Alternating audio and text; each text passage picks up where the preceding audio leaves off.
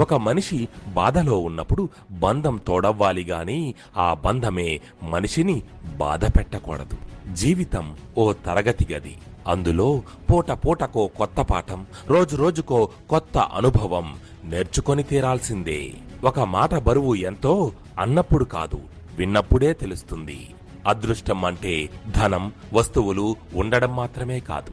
చేతి నిండా పని, కడుపు నిండా తిండి, కంటి నిండా నిద్ర, అవసరానికి ఆదుకునే ఆప్తులను కలిగి ఉండడమే నిజమైన అదృష్టం. లోపాలు ఉంటే చెప్పాలి గాని లోకువ చేసి మాట్లాడకూడదు. జ్ఞాపకం ఆనందాన్ని ఇచ్చినప్పుడు ఏకాంతం వరమవుతుంది. అదే జ్ఞాపకం దుఃఖం కలిగిస్తే ఒంటరితనం శాపమవుతుంది.